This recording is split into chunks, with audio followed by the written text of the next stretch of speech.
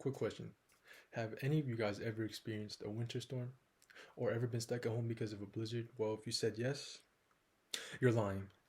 We live in California. This is one of the most beautiful states in regards to its weather. Well, in Texas, you think the weather is pretty hot, typically dry. Well, up until February 14th, that would be the case. But Winter Storm Uri devastated the southern US. And scarily, the weather, that kind of weather is becoming more and more frequent due to climate change. And with our way of life negatively impacting the environment, climate change is inevitable. Now, I've done diligent research for the past month or so, and many of my sources consist of highly trusted organizations and various news sources recommended by none other than Miss Jacobs herself. And with climate change becoming more destructive and more apparent, we must adjust to these changing times. So, first, I'll go over the events that took place in Texas, then, I'll go over the scientific side of it, and then finally, it'll lead me to the inevitability of climate change and why we must prepare for it. So, after previewing Winter Storm Uri, I'm going to go over how it affected Texas and the people of there. So, you assume the repercussions of a snowstorm to be pretty serious, pretty grave, and you'd be right. Traveling is now unsafe. Temperatures drop below zero, close to zero, and people are struggling to stay warm. According to February 17th, 2021 article titled Texas Weather, Deadly Winter Storm and U.S. Southern States by BBC News, temperatures in some areas dropped under 0 degrees Fahrenheit or to 0 degrees Fahrenheit, which led to Joe Biden, U.S. President Joe Biden, to announce a state of emergency in Texas. Now, to make matters worse, the power grid fails due to high demand in order to save energy for hospitals, for police stations, for fire stations, but that led to more than 4.3 million Texans without electricity. Now, the article also states that homes in Texas are not normally insulated for cold weather.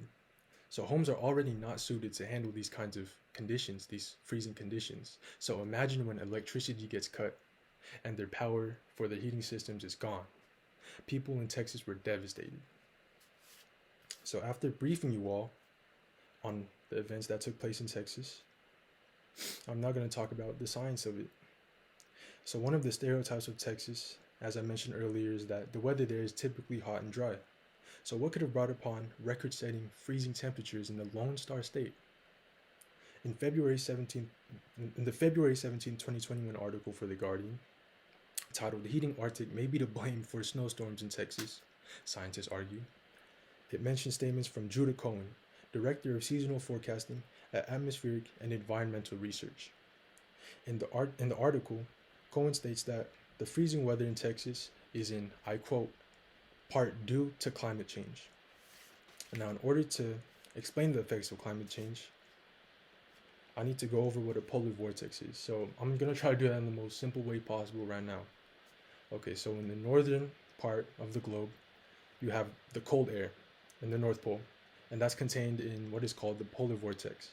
Now, under the polar vortex, you have these strong winds that wrap around the Earth called jet streams, and the warming Arctic, otherwise known as climate change or global warming, interrupts these jet streams. Now, stay with me. The jet streams bang into the polar vortex, and that causes it to go out of whack.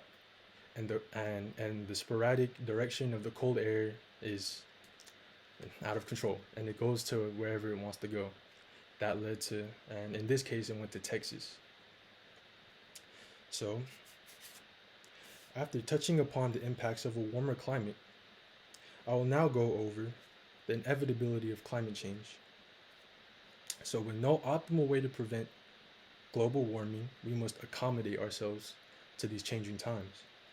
According to the Global Climate Report for annual 2020 from the National Centers for Environmental Information, the global annual temperature has been increasing at an average rate of 0.14 degrees Fahrenheit per decade since 1880, and over twice that rate since 1981. For the past literally over 100 years, the temperature has been growing at an exponential rate with no signs of stopping. And in addition, in 2011 through 2020, that was the warmest decade on record for the globe.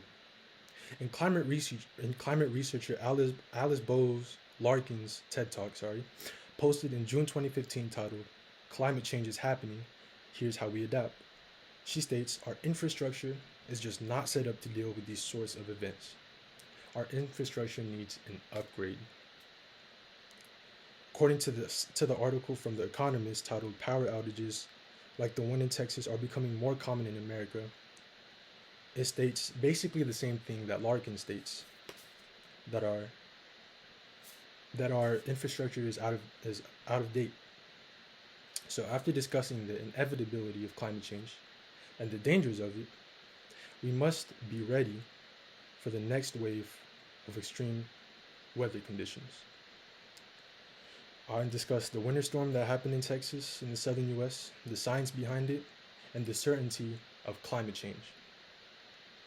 So we must begin to prepare and set contingency plans in order to deal with the next wave of climate change effects, or else we're going to end up like the people in Texas.